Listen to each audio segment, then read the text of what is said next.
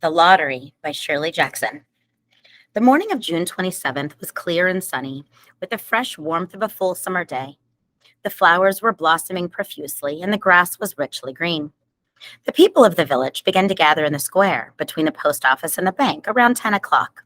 In some towns, there were so many people that the lottery took 2 days and had to be started on June 26th. But in this village, where there were only about 300 people, the whole lottery took less than 2 hours, so it could begin at 10 o'clock in the morning and still be through in time to allow the villagers to get home for noon dinner. The children assembled first, of course. School was recently over for the summer, and the feeling of liberty sat uneasily on most of them. They tended to gather together quietly for a while before they broke into boisterous play, and their talk was still of the classroom and the teacher, of books and reprimands.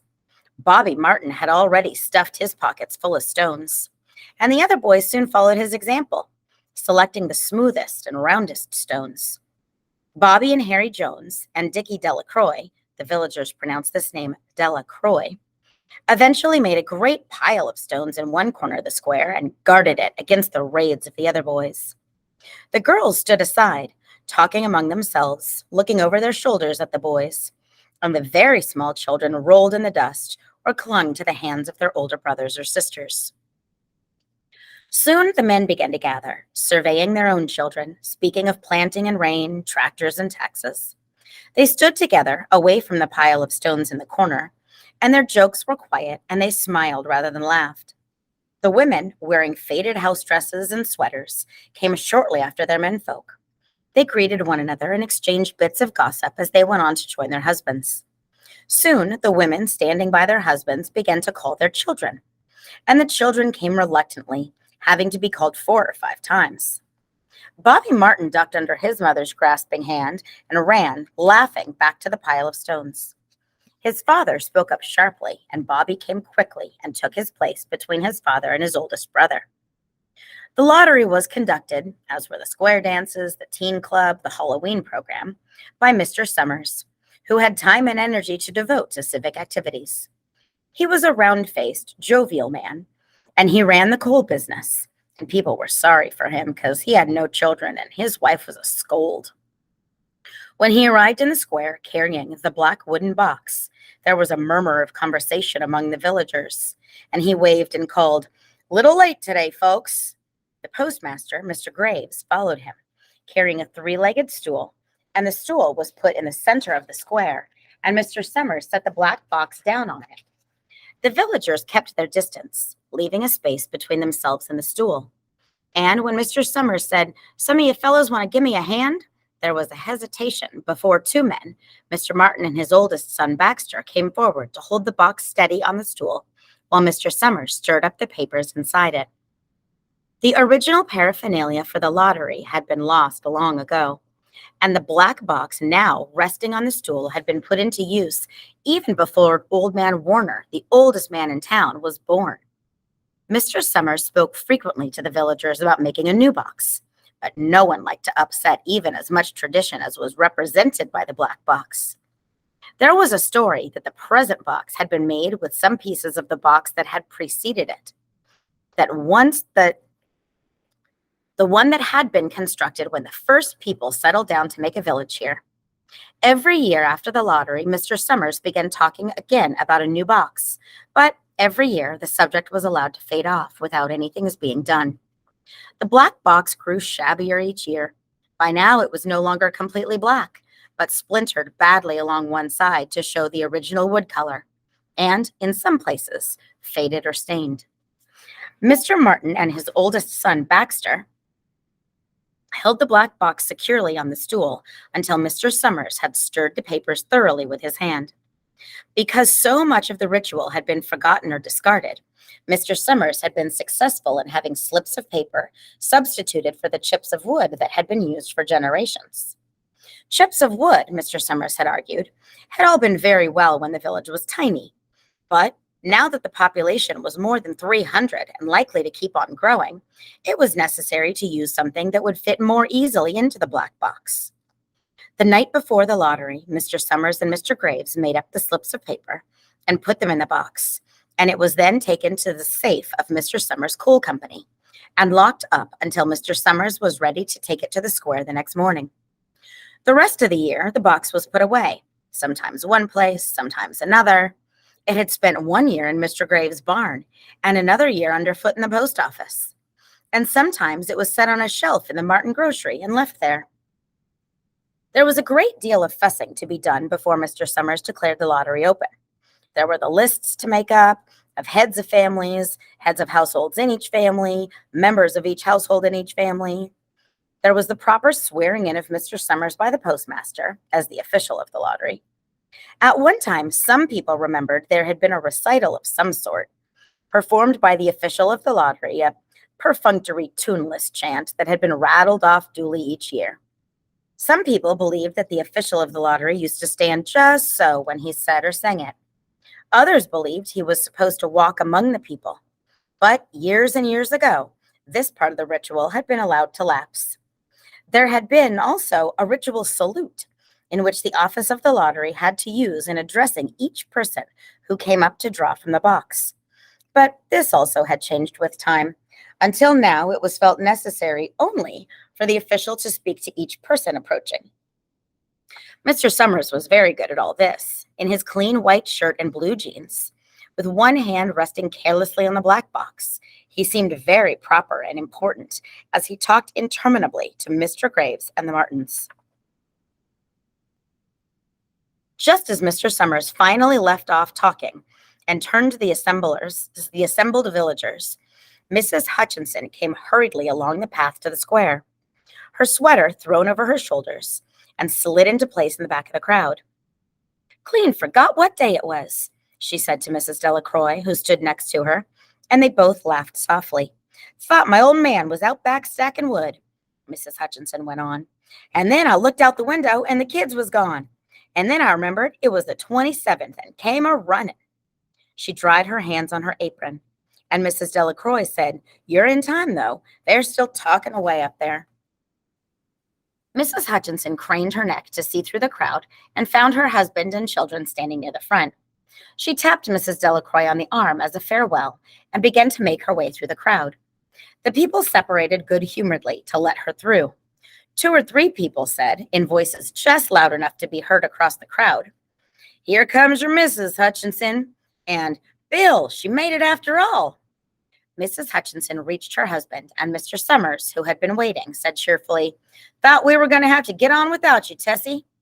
Mrs. Hutchinson said, grinning, "Wouldn't have me leave my dishes in the sink, now would you, Joe?" And soft laughter ran through the crowd as the people stirred back into position after Mrs. Hutchinson's arrival. "Well, now," Mr. Summers said soberly, "guess we better get started. Get this over with, so's we can go back to work. Anybody ain't here?" "Dunbar," several people said. "Dunbar? Dunbar?" Mr. Summers consulted his list. "Clyde Dunbar," he said. "That's right. He's broke his leg, hasn't he?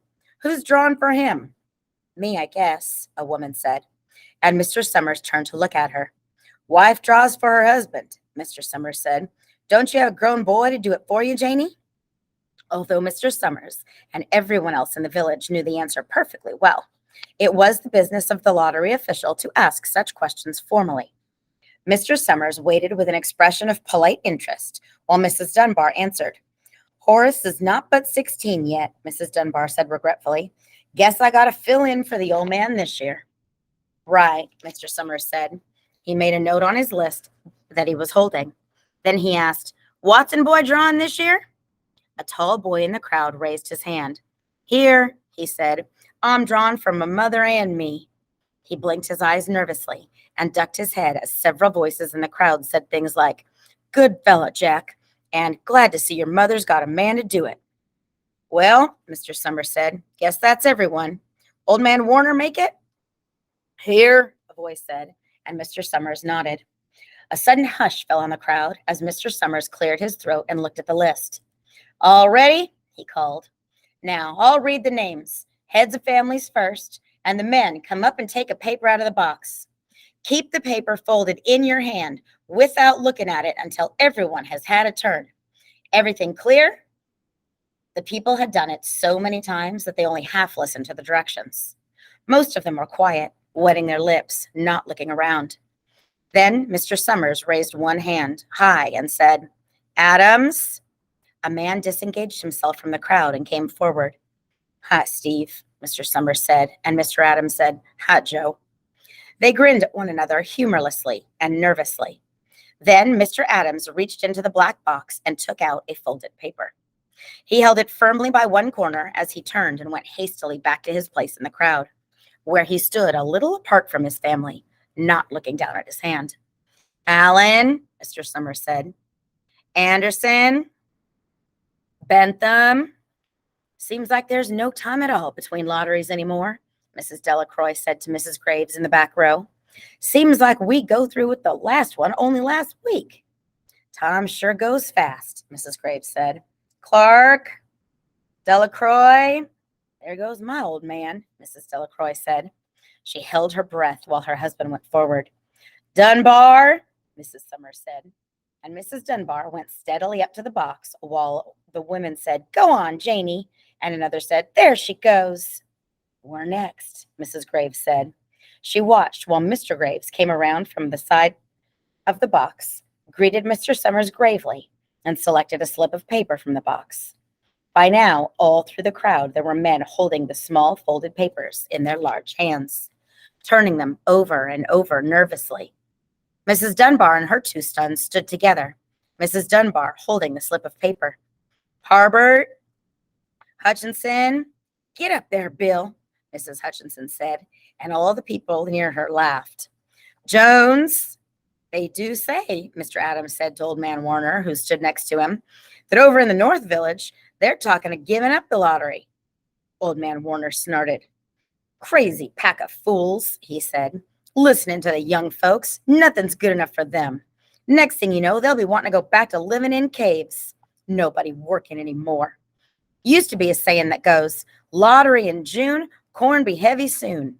First thing you know, we'd all be eating stewed weeds and acorns.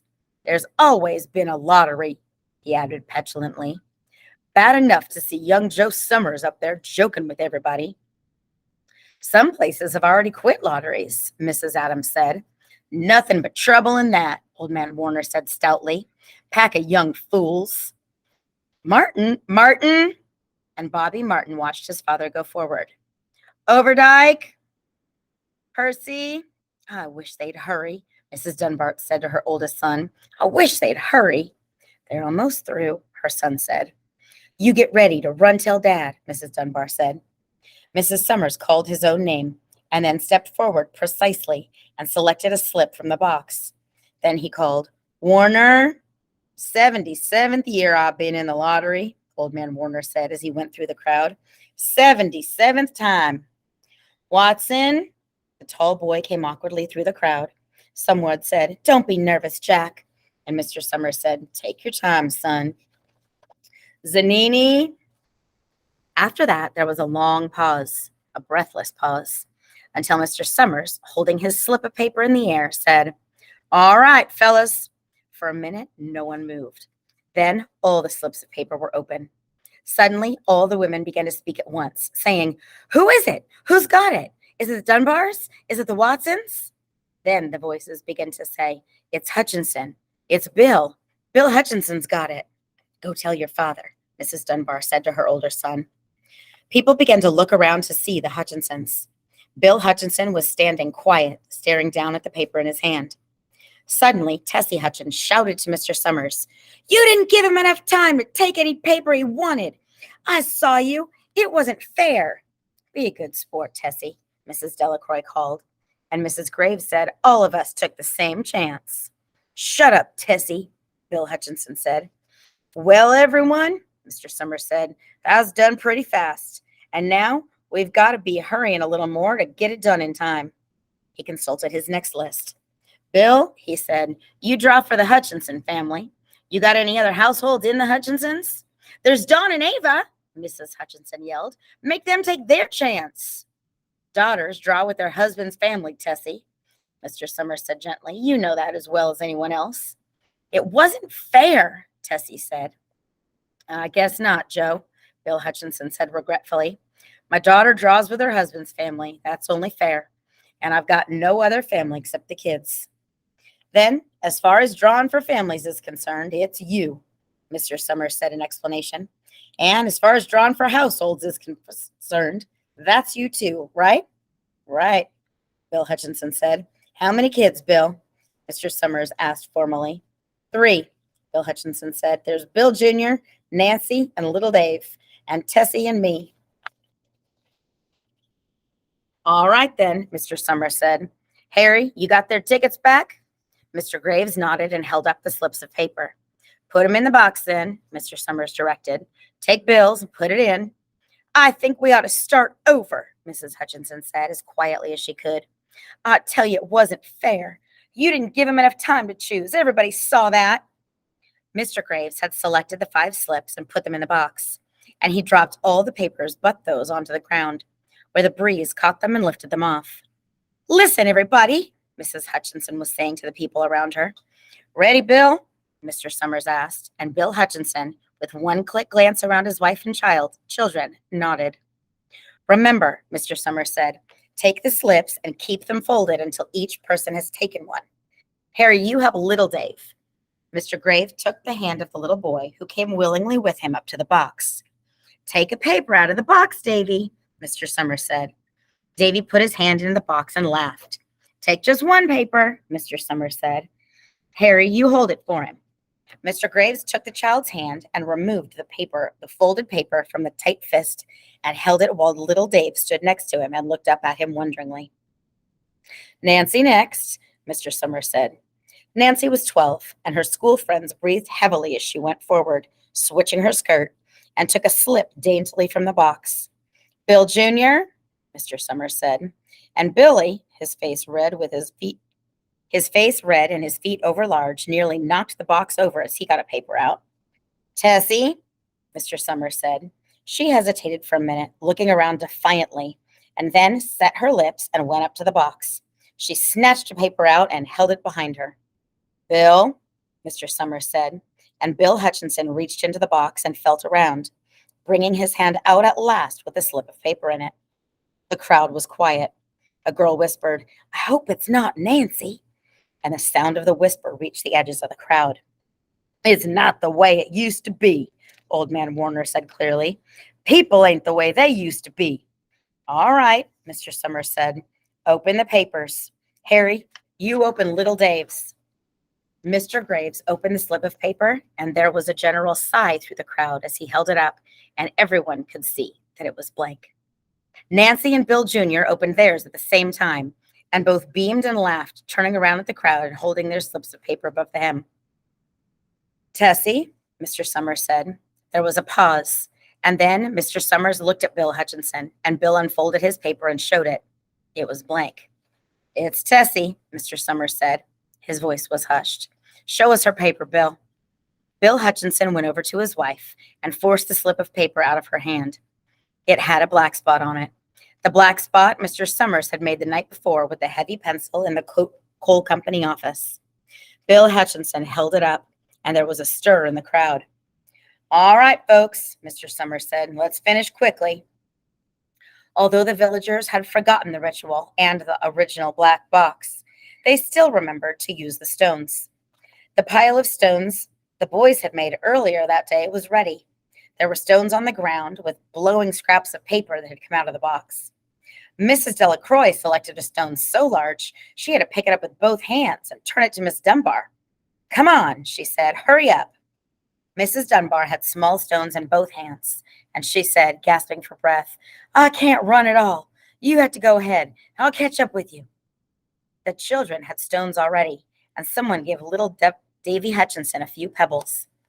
Tessie Hutchinson was in the center of a cleared space by now, and she held her hands out desperately as the villagers moved in on her. It isn't fair, she said. A stone hit her on the side of the head. Old Man Warner was saying, come on, everyone. Steve Adams was in the front of the crowd of villagers, with Mrs. Graves behind him. This isn't fair. It isn't right, Mrs. Hutchinson screamed, and they were upon her.